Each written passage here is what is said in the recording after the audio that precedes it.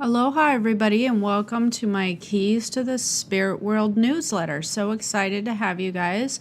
I'm going to be doing a couple of podcasts gearing up towards my next psychic ability class, and hopefully that you all enjoy them. I'm going to be answering some questions. If you are not on my Higher Purpose Learning group, definitely please jump over to Facebook or go to the Keys to the Spirit World. There will be a link. I'll actually put a link in this newsletter that you can request to be added into the Higher Purpose Learning group. I'd love to answer questions that are going on over there. And so I had a super great question the other day. It's kind of in a 3-part series. And you may or may not have seen it on the Higher Purpose Learning, but I thought it would be a good jump start to gearing up and getting ready for this next class, the next couple classes that we're going to be doing. So somebody asked, would one who has abilities be afraid or scared of ghosts? And the funny thing is, I never really thought about that before, but the answer is yes.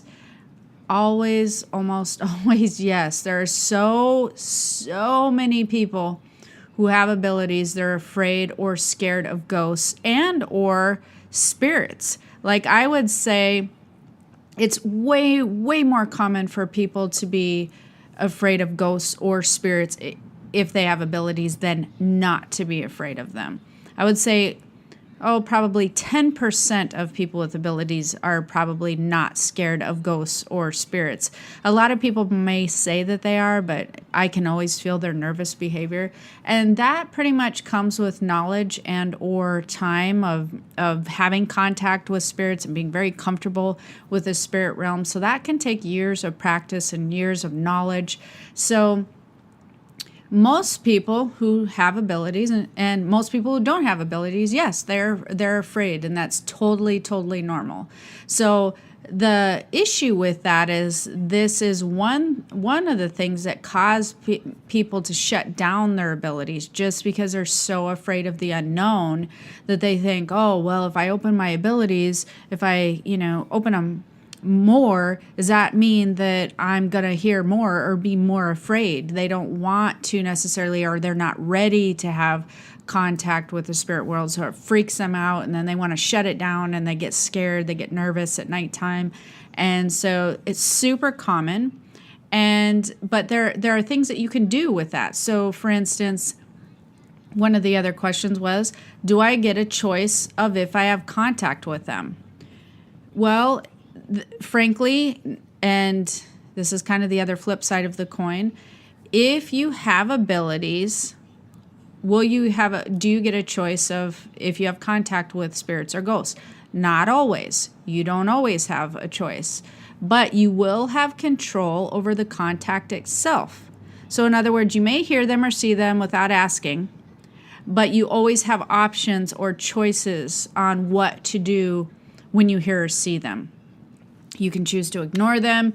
You can learn effective ways on how to handle the situations, such as white light, clearing energies, all that kind of stuff. So you don't have to have an ongoing communication with ghosts or spirits if you choose not to. You can very easily just ignore and allow that to go away. You have total control of any interaction with them. So you can either learn how to communicate and help them if you want to, but not all people are meant to do that. It's like a job. People think that, well, if I have abilities, I'm supposed to do all these really good things. I'm supposed to help people cross over, and I'm supposed to help any ghosts that need help or spirits that need to talk to loved ones. No, that's not true. There's all kinds of different rules and ethics that go along with invading someone's privacy who maybe doesn't want to hear from you that their grandma is trying to talk to them,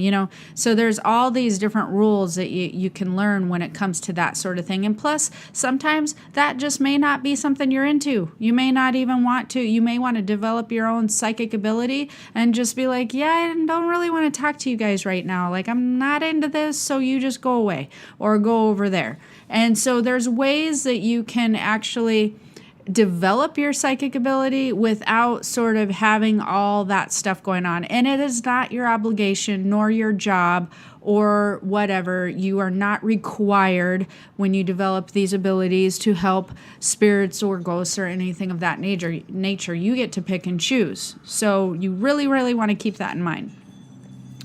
Does one's gift, this is one of the next ones, does one's gift, such as psychic abilities, open the door to all abilities, such as mediumship abilities? In other words, if I develop, will I be exposed to experiences that scare me? No. One gift will not always open the door to all, first of all. If you are gifted with that particular ability, then it's a possibility. So, in other words, you have to have some type of gift in the area of mediumship or whatnot in order to even hear things, spirits, not things, just spirits or ghosts or whatever. So you have to be sort of gifted in that area already. Usually you will know if you're gifted with that. Okay, so that's one thing. Secondly, it's not always going to be frightening anyways, because fear comes with not having the proper knowledge. It comes from the unknown. And when it comes to developing psychic abilities, with proper training, it's not a problem. You can move forward with confidence. You can feel safe.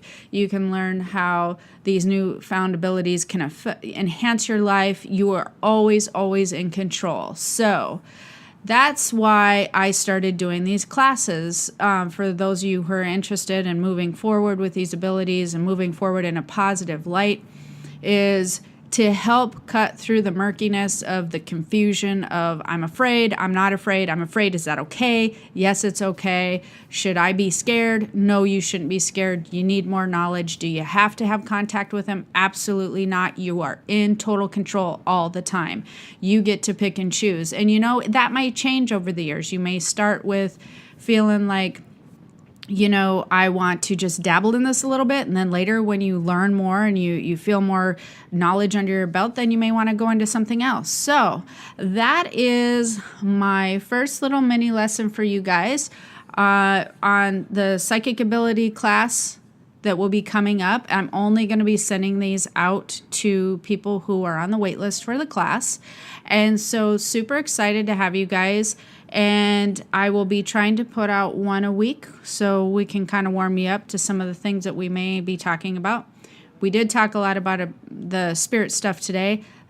When I get into that, this next class, the psychic ability class that I will be offering in September this month, well, it's almost September, then after that, I actually will be doing a spirit communication class. So I'll let you guys know when you can get on the wait list for that. But feel free to send your questions to me. If you would like questions answered, Jennifer at keystothespiritworld.com. Definitely reply, email me back, let me know what your questions are, and let me know if you like the audio podcast. And until next time, have a wonderful day. Aloha.